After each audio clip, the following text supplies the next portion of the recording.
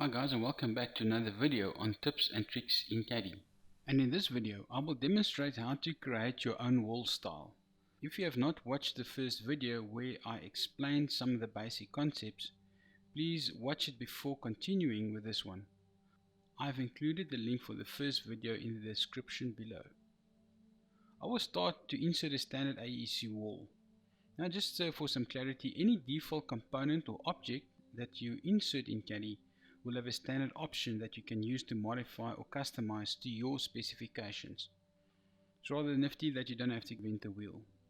So from the build menu I will select wall, and you will see it will default to a style that says standard. So I click on OK. I'm going to draw a wall. So from there I'm going to type 5 meters, right arrow, and here I've got a standard wall. If I click on it, you'll see in the object properties window I've got a style that says standard.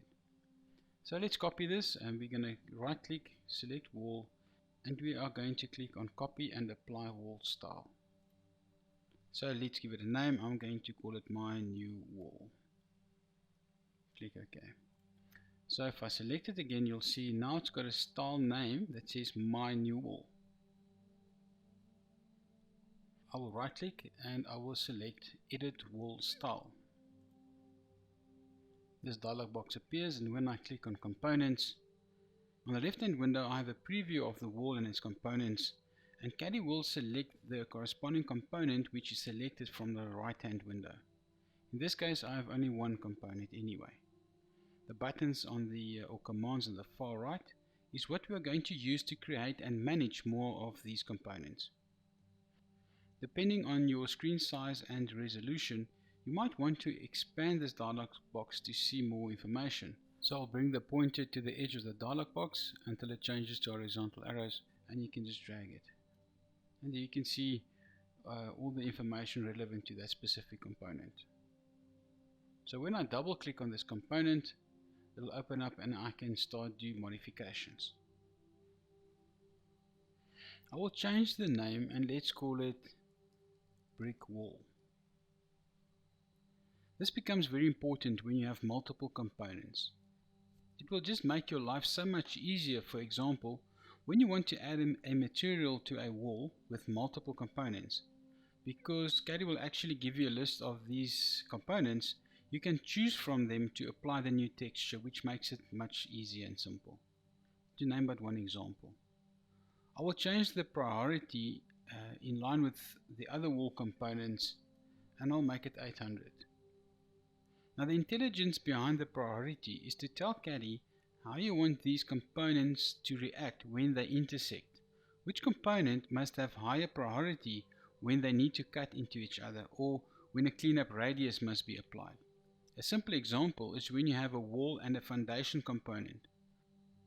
What will happen when they intersect will be determined by the priority setting. Sounds more complicated as what it really is. You'll see the example when you get to that. Function, I'm going to change the function. You can choose between structural and non-structural. I'm going to select structural. With the width and the edge offset, I can define and force specific sizes for my components. If these are left by default, it will be determined by the insert wall command by the user. The same with the top and bottom elevation. For now I will leave them as they are. So I'll click on OK, and there you can see our component is set up. Close that.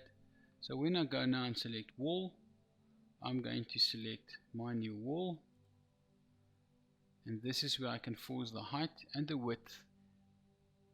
Click OK. I want to start from that point there, and I'm going to type 5000 for 5 meters. Press the right arrow, and there's my wall.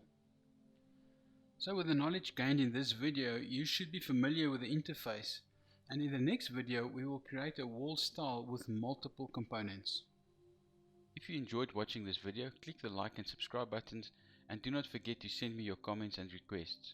My details as well as download links for the files used in creating this video can be found in the description below. Happy drawing!